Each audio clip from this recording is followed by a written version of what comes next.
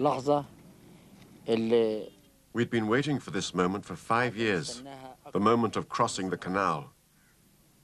لحظة العبور دي يمكن بصيحتهم اللي Our cries shook the ground under the Israeli enemy. العدو الإسرائيلي صيحة الله أكبر دي خلت شعر البني آدم مننا The cry of God is great made all our hair stand up on end. آدم واقف وإحساس البني آدم وهو بينظر للسماء.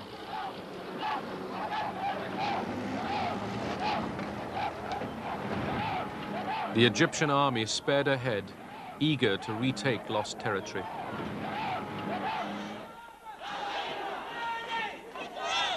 American Jews demanded immediate help for Israel. Washington was in a dilemma. Supplying its ally Israel risked sacrificing Arab goodwill. The State Department stalled. There was an argument as to whether transport was available. And the Pentagon suggestion was that private transport be leased. We were very disappointed and angry that supplies were arriving so slowly and only on El Al planes. The air convoy was delayed again and again.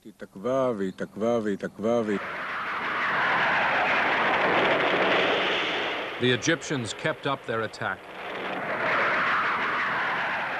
The United States began to understand that we were in a serious situation when we suddenly changed our tune from this very blithe, typically Israeli self-confidence to a report that as a result of what happened, we were losing our lifeblood.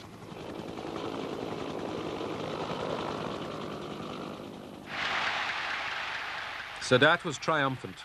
He had regained land Egypt lost in the Six-Day War. But the Russians sensed disaster ahead. They urged Sadat to accept a ceasefire. He would benefit from a ceasefire. Otherwise, he'd be forced to retreat. But Sadat wouldn't listen.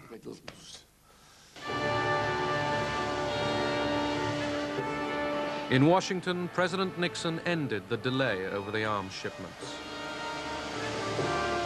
Nixon said when the option was brought to him to send 2-3 American planes, said, let's send a lot, because we are going to be criticized anyhow.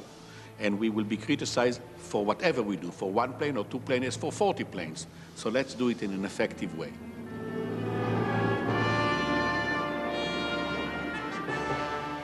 The airlift put the world's largest power publicly alongside Israel. Now it was Moscow's allies that faced defeat.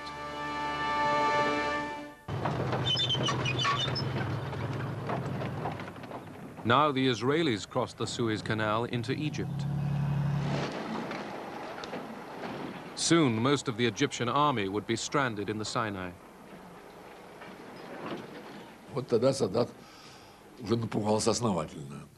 Then Sadat got terrified. He spoke on the phone directly to Brezhnev. I was there. I remember him begging, save us from these Israeli tanks.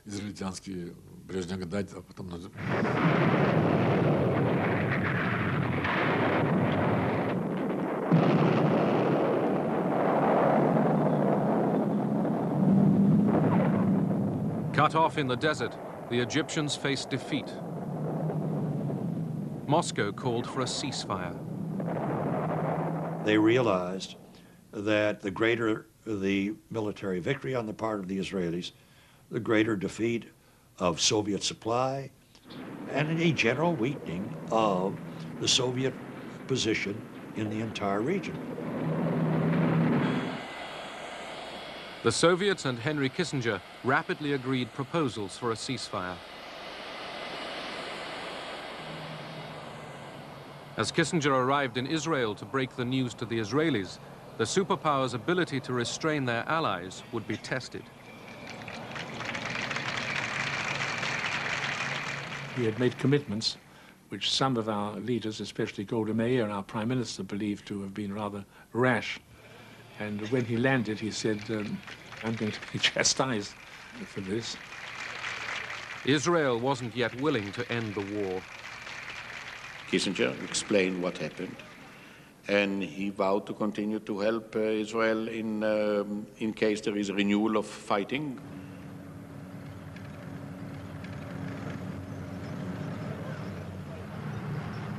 With America's connivance, Israel stepped up its onslaught. The Soviets were outraged.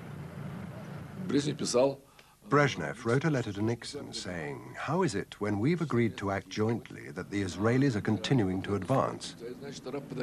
It is undermining all our attempts to make peace.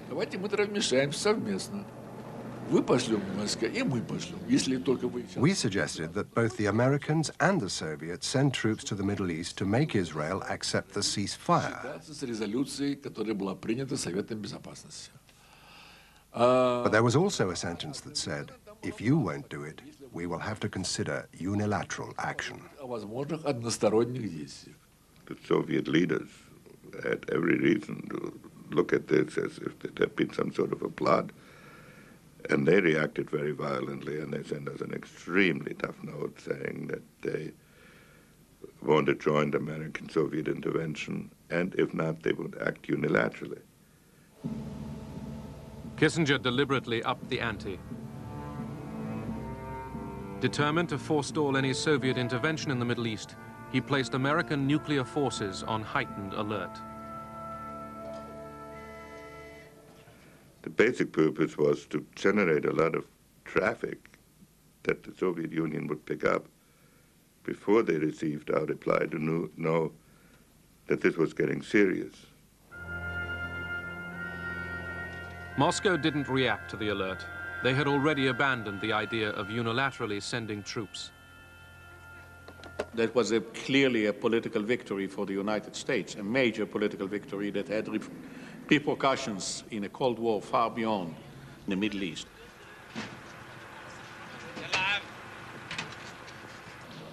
Under American pressure, Israel allowed food and water to reach the trapped Egyptian army.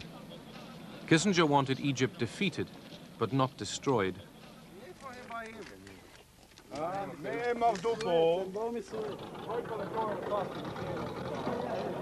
With the Israelis just 100 kilometers from Cairo, the Egyptians were forced into their first ever face-to-face talks with Israel. Moscow was not involved. The Egyptians saw that the vehicle for getting on with what subsequently became disengagement agreements between Egypt and Israel, that it was the United States that carried all the cards. Henry Kissinger became the world's most famous frequent flyer. Shuttle diplomacy gave him easy access to Sadat. The relationship had fundamentally changed. I mean, since the war, Sadat believed that the main global party he should woo was the Americans. Kissinger's travels didn't bring about permanent peace. They showed America was winning the Cold War in the Middle East, but there was a price to pay.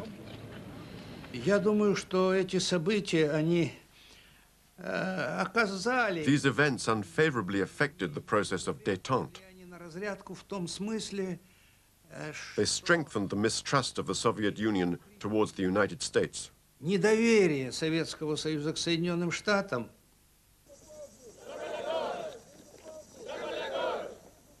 Africa, 1975. The last colonial empire was dying, and the people of Angola reached for freedom. Fresh hunting grounds for the Cold War superpowers. As Portuguese troops pulled out of Angola, three groups jostled for power. America's fears were aroused.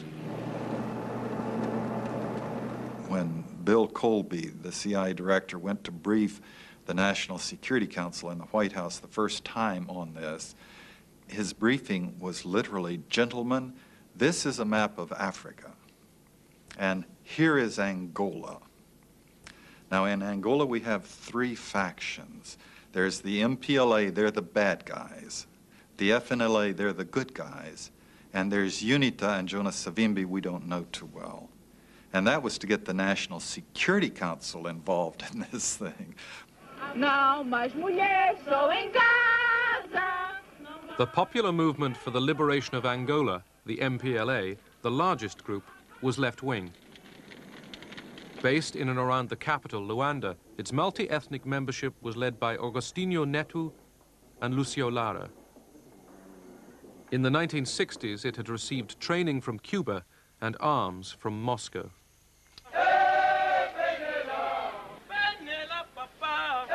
The National Front for the Liberation of Angola, the FNLA, operated largely in the north of the country. Its leader, Holden Roberto, a strident anti-communist, had close links with neighboring Zaire, which supplied him with outdated American arms.